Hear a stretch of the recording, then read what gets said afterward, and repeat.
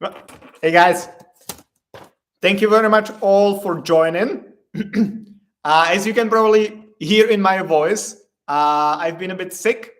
Plus, we've recently lost two employees. We had to part ways, one because of like health reasons, one because of personal reasons, and we had to take over all their cases. So last like 2-3 weeks, both me and Daria have been working on our cases plus their cases as well. So we usually like finish at the office like 10 o'clock or something, and we still work at home. So we've been working every day till 11. Plus, I got a bit sick. So I hope you will understand me. I hope you will hear me well, and I hope I will like stay with you for long enough, because today's topic is pretty important. So I want to explain everything carefully. So hopefully my voice will allow me. So let's jump into the topic. Today's topic is how to do your Czech taxes right. And maybe there is a question why you should even do your taxes right. And there are two reasons to do your Czech taxes right. First is because it's your legal obligation. You know, if you're self-employed in the Czech Republic, or if you run business in the Czech Republic, you have to do your tax return and social security and healthcare report every year. So if you don't do it, you can get fined, and it can have even other consequences. So that's one important reason, because it's your legal duty to do that. But second, that's visa-related reasons, and that is that in many cases, especially if you're applying for a long-term residence permit or permanent residence permit, or even the citizenship, your tax return must be done in a specific way, so you qualify for the long-term residency, permanent residency, or the citizenship. So those are two very important reasons why to do your taxes right. And I will go through them in details. And especially I will focus on the immigration perspective, because that's my main expertise. I'm an immigration expert. So I will focus on the like immigration related matters. And basically, how it works is that if your residence permit is somehow dependent on your income, and especially your business income, then you need to be super careful about doing your taxes, because the ministry has a special way to calculate your income based on your tax return. And if you don't follow this kind of guideline of the Ministry of the Interior, then you can get yourself into very serious trouble, that you will officially not be making enough money to either get your long-term residence permit, or extend it, or get your permanent residency. For citizenship, luckily it's not that important, because for Czech citizenship you only need to show that you have income, but no one cares how high the income is. But that might change. And I've just froze. Yeah, I'm back. That might change soon. So maybe for those of you who already have the permanent residency, are thinking about Czech citizenship, this might be an interesting topic as well. Hi, Agnello, Andrews. Hi, mate. Nice to see you here. Let me know if you can hear me properly, if I'm pronouncing everything correctly. And yeah, please don't mind that I will be drinking from time to time. And I can see that I have so much hair there. Okay, so let's go into the topic now. So 3 tips to make your Czech tax return correctly. First, start in advance. Okay. I'll do it again, because maybe let's start from like what to avoid when you're doing your Czech taxes for your residence permit, either long-term or permanent, or even the Czech citizenship. First thing to avoid is generally the 60-40 rule. And what is the 60-40 rule? 60-40 rules means that you deduct 60% of your income as your expenses. So you will basically only pay taxes from the remaining 40%, which is great from the perspective of paying taxes, because you will only pay like a very minimum amount of taxes, sometimes even nothing extra than what you've already paid on monthly basis, the social security and healthcare. So from this perspective, like how much money you need to pay to the government, that's great. Like 60-40 rule is amazing because it will reduce your tax duty a lot. On the other hand, if you're using your tax return for your long-term residence permit or permanent residence permit application, then you need to be very careful about that, because I'll just give you an example. Let's say you made 30,000 crowns for a year, 300,000 crowns a year, okay, 300,000. Then if you divide 300,000 by 12, it's how much? 12 months of the year. So I don't know if I if I can calculate it, like 25,000 crowns, I guess. Yeah. So you're making officially 25,000 crowns a month.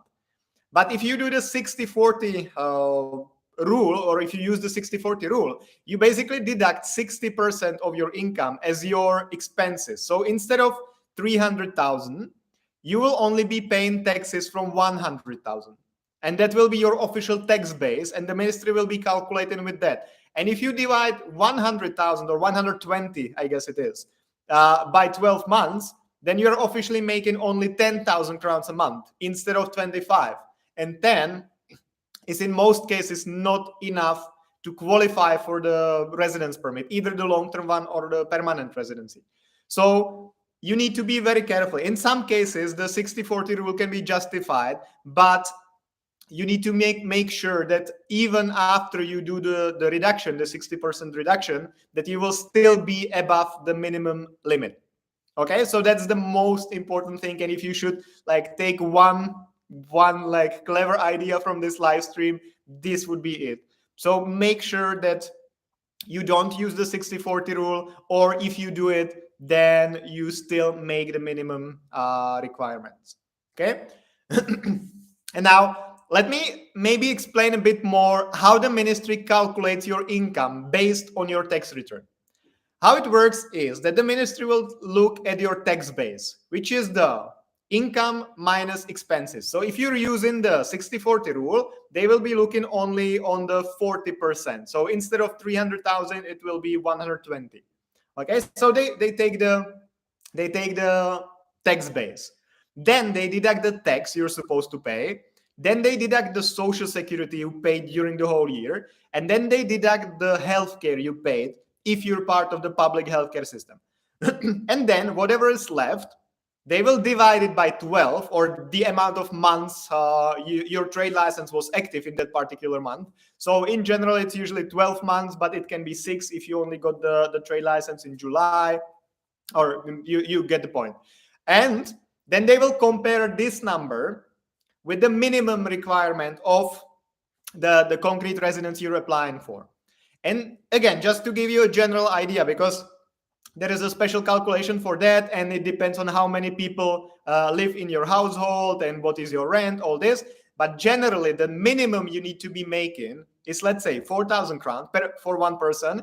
It's 4,000 crowns plus, let's say, 9, so 13,000 crowns, which might sound like a very low number. But as I explained in the previous example, if you use the 60-40 deduction, very often you can get even below this number, and your average monthly income can be like 10,000 crowns or 9,000 crowns even. I've seen this many times.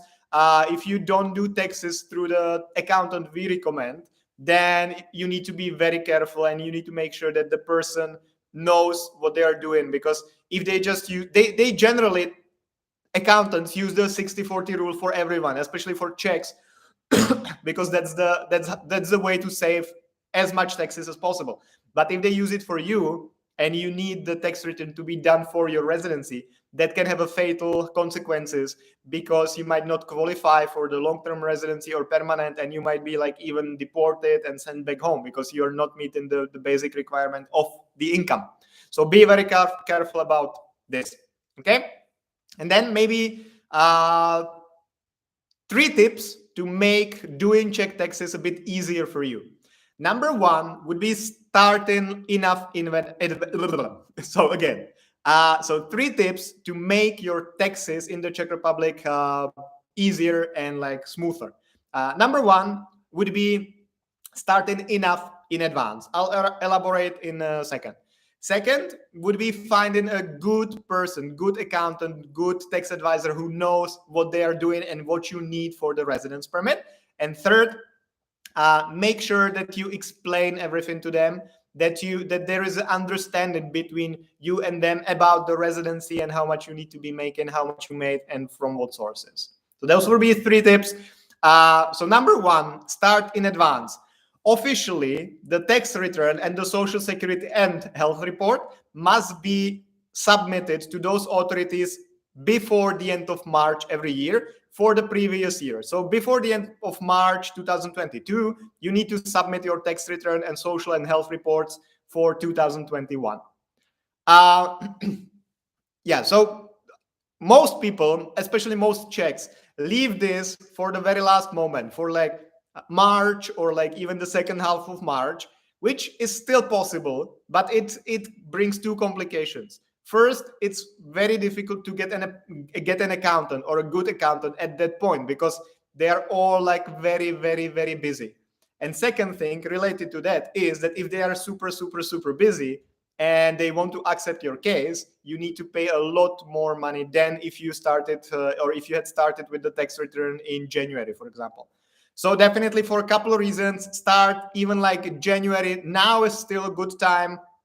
So if you haven't started doing your taxes yet, do that. It's the time.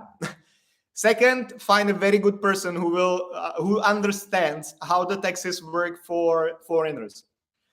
I'm kind of still okay. I wanted to say something about a company I got in touch with, and I wasn't really happy with, but I will not do that. But I will tell you, if you're looking for a good tax person, we have a guy we've been working with for a couple of years, and that's actually like a very, very good thing because before that, we've been in the business for 11 years. And in the first like 7 years, we've been trying like a new accountant every season because they always seemed good in the beginning and then something appeared and our clients were not happy with them. So we had to change the accountant like 7 times, 7 years, 7 times. And that was very annoying. And we kind of thought that we would never find a person who like will have it all. And we found a guy who's been working with us now. It will be our 4th season together, I believe. And he's been really great. After the 4 years, he understands completely, perfectly how to do your taxes if you need the taxes for the residence permit or either permanent or long term. So if you need any help with that, get in touch with us and I'll be happy to share his contact. It's free of charge from my side or our side. He of course charges something, but if you let him know, there is a special code we always send to our clients via newsletter. And if you use this code, he offers you the best price he can do. And whatever the price is, the most important thing is that he knows what he's doing. And that if you do taxes with him, and that if you tell him that you need to do the tax return the way that you qualify for the residency, that you will have no problems with extending or applying for the residency because he knows how much you need to be making and how to do it in the tax return. So that was point number 2. Point number 3, make sure that you clarify all your needs. That's part of that, basically part of the point 2. For example, this guy we work with, he has a special kind of form where you need to fill in if you are using the tax return for your residence permit application or not. Because if not, if you don't really need the tax return to prove your income, then he can use the 60/40 deduction and then you will pay basically no taxes or very little taxes. But if you want to do it, or if you need to do the taxes for your residency, then he needs to do it in a different way, not use the 60/40 deduction. And then you might end up paying more taxes, but you know that you will qualify for the residency. This is actually kind of stupid because like Czechs can use this 60/40 deduction as much as they want, and there is no like consequence for them. Maybe besides like not being able to get a loan from a bank because their income is officially lower. But for you, if you do the taxes the way Czechs do it, it can end up with you being deported because you're officially not making enough. So it's kind of a strange system, but it's how it is. and you need to be able to deal with that. So definitely hire someone who knows what they're doing. And as mentioned, if you need a tip, get in touch with me. I'll be happy to share his details. Okay, and I covered what is the minimum. I covered how the ministry calculates the income. I covered the three tips to make it easier for you. So I believe I've covered everything I wanted. Let me just see if we had any questions. So here we had Ali Abdel Kader on Facebook. I have a question about mortgage rebate. I read that the rebate is only on 150K, not 300K after January 2021. Can you please explain what does it mean? And is the taxes repaid only on the interest of the amount paid or total amount paid? I actually have no idea what you're asking about. So if you could maybe clarify. First of all, I'm not a tax person. I'm not an accountant. I'm not a financial advisor, so I don't know if there are some rules for mortgages. I don't really know much about them, but I also don't really understand the question. I don't understand the rebate word. I don't know what it means, honestly. So if you can elaborate, I will be happy to share my knowledge or whatever I can say about that. But at this point, unfortunately, I don't know what to answer. On YouTube, Sandeep Gohil. Hello, Jan. Hi, Sandeep. Actually, Sandeep is one of my patrons on Patreon. So, guys, if you're on Patreon, please support me there. I share exclusive content there, and you can even get one-on-one consultation with me once a month for free. So, if you're not on my Patreon, please go there. I'll be happy to see you there. Ali Abdel, can you please share the account contact? Of course, please get in touch with me directly, or I can send you a private message on Facebook. I'll be happy to share it and get in touch with him. He will definitely know better about this than me. I know all the rules, how you need to make it work for the ministry and for the residence permits you're applying for. But anything else like applying for mortgages or stuff like that, that's more of a tax accountant like expertise, and I'm not that. So hopefully Sandeep came back. So hi Sandeep, thank you very much. In work visa, can I do extra work like taxi, food, or other job? Well, it depends on what you mean by work visa. If you mean the employment type of visa, the employee card or blue card, you can also have a business as a side activity. So you can have a trade license, and you can have your main job, main employment, and you can have a trade license, and you can work part-time as a freelancer. That's possible. You just always need to keep the job, because your residence permit is based on the job. So if you leave the job and you only start doing the business 100% time, then your residence permit will be eventually canceled. Unfortunately, you can only switch from the employee card or blue card or whatever to the business residence permit if the business started going well, for example, and you wanted to do it 100% of time. You can only do it after 5 years of living here. It used to be 2 years, but that was changed some time ago, and you can only do it after 5 years. The only two exceptions basically there are if you're a student, and if you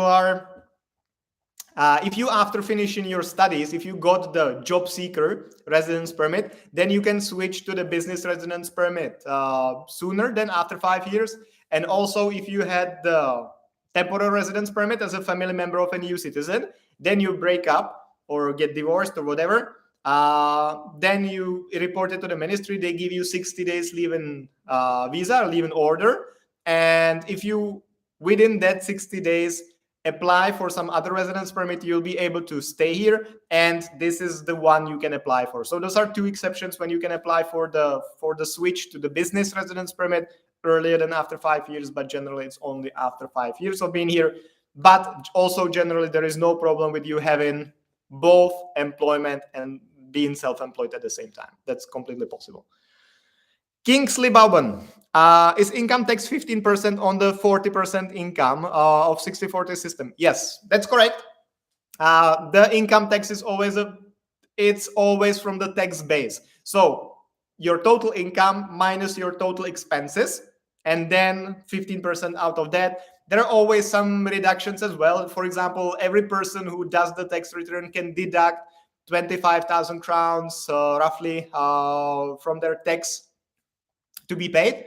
So let's say if you earned 100,000 crowns as the net income after the deductions, you should be paying 15,000 crowns, 15% out of that as a tax, but you can automatically deduct 25, so you'll basically end up paying no tax at all. But yes, it's exactly as you say, 15% from the net income, income minus expenses. So if you're using the 60-40 system, then it's 15% out of the 40%. So there can be very significant like save if you use the 60-40 system. On the other hand, if you do it incorrectly, you can lose your residence permit.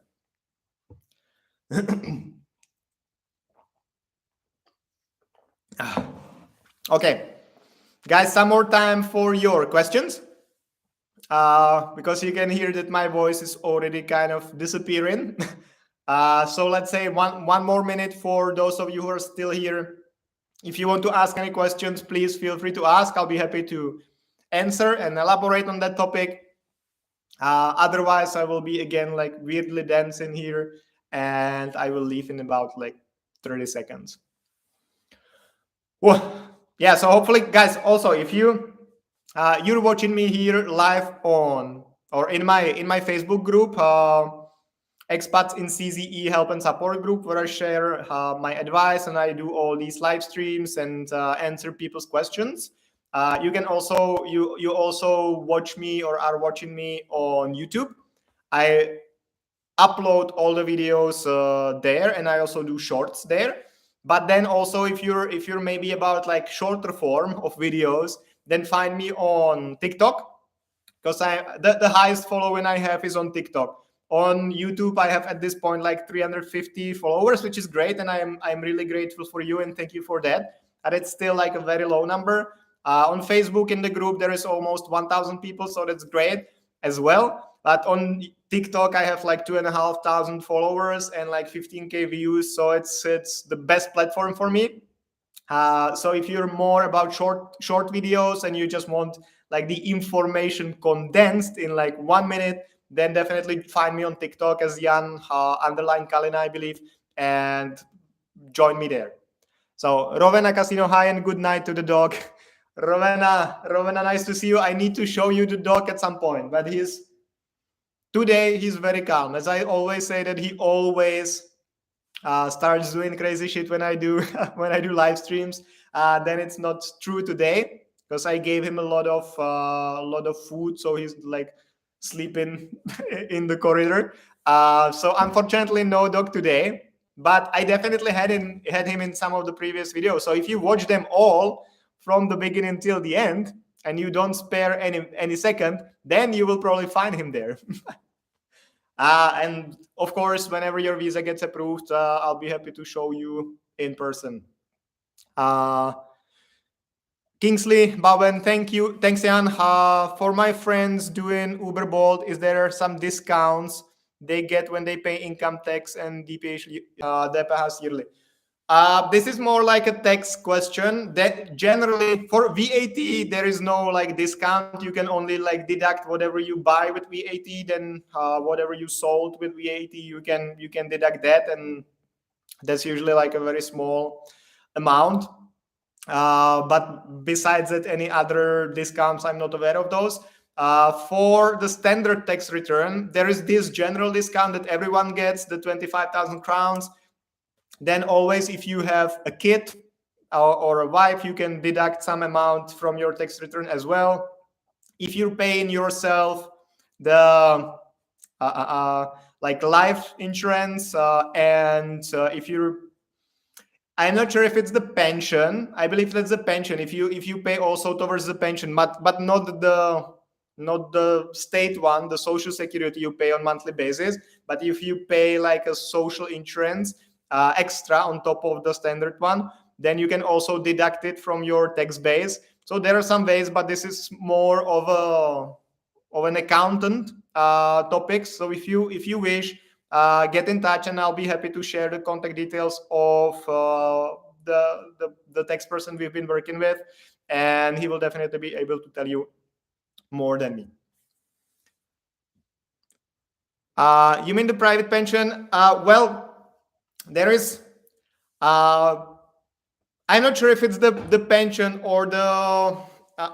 There are kind of two types of insurance. No, it's not insurance. I don't know how to call it. Savings maybe in the Czech Republic, because in countries like the US, then you can insure everything and you can pay.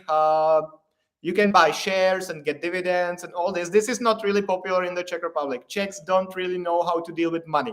So there are like two things Czechs kind of have always been doing.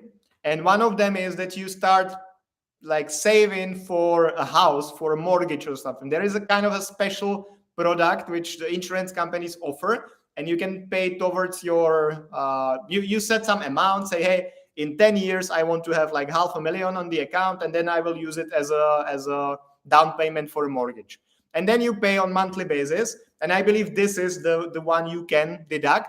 And then also your life insurance. So if you insure yourself and you pay on monthly basis your life insurance, then you can deduct as well. And the social, the pension fund, I believe that's the other one where also state can add some extra money to you. I don't know now if it's the third pillar or however it's called now, because it's been changed many times, and the conditions as well. But these three things should be tax deductible. But as said, it's better to speak to the accountant than to me, because I'm an immigration expert, not a tax expert. I know everything you need to know about taxes from the immigration perspective, but everything about taxes from the tax perspective or saving money perspective, I don't know much. That's why accountants exist.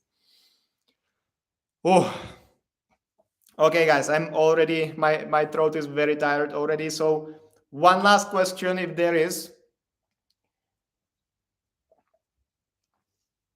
and then I'll be leaving. And of course, one more time, join my Patreon if you're not part of my Patreon yet, because I share a special content there for patrons only. I do monthly Q&As for patrons only, and you can also become part of a private WhatsApp group with me, where you can basically 24/7 message me, and I'll do my best to reply. Okay, guys, thank you very much for joining again, and see you on Thursday. Good night. Bye-bye.